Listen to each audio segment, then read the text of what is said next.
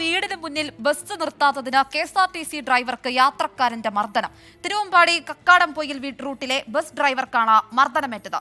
മാങ്കയം സ്വദേശി എബ്രഹാമിനെതിരെ പോലീസ് കേസെടുത്തു.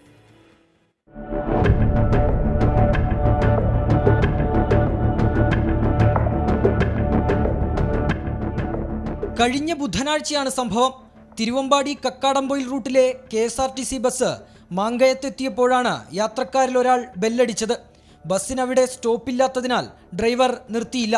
ഇതോടെ പ്രകോപിതനായ യാത്രക്കാരൻ ഡ്രൈവറുടെ നേരെ പാഞ്ഞെടുക്കുകയും ആക്രമിക്കുകയും ചെയ്തു. നിയന്ത്രണം നഷ്ടപ്പെട്ട ബസ് തലനാരിഴയ്ക്കാണ് അപകടത്തിൽ നിന്ന് രക്ഷപ്പെട്ടത്. ഡ്രൈവർ പ്രകാശൻ ബസ് റോഡ് സൈഡിലേക്ക് ചേർത്തു നിർത്തുകയായിരുന്നു. എൻ്റെ പുറകിൽ എന്തോ പെട്ടെന്ന് ശക്തിയായിട്ട് അടിക്കുന്നു. അപ്പം എൻ്റെ കോളർ പിടിച്ചു. അന്നേരം ഇതെന്താ സംഭവം എന്ന് എനിക്ക് മനസ്സിലായില്ല. അല്ല, വണ്ടി എൻ്റെ അടുത്ത് നിയന്ത്രണം വിട്ട് റോഡിന് പുറത്തേക്ക് പോയി.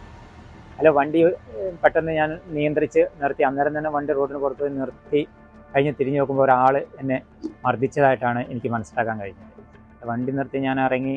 അപ്പോഴത്തേക്ക് ഇയാൾ ഡോറിൽ കൂടി ഇറങ്ങി ചീത്ത വിളിച്ചുകൊണ്ട് ഓടി പോവുകയാണ് ചെയ്തത്. പരിക്കേറ്റ ഡ്രൈവർ മുക്കം ആശുപത്രിയിലെത്തി ചികിത്സ തേടി.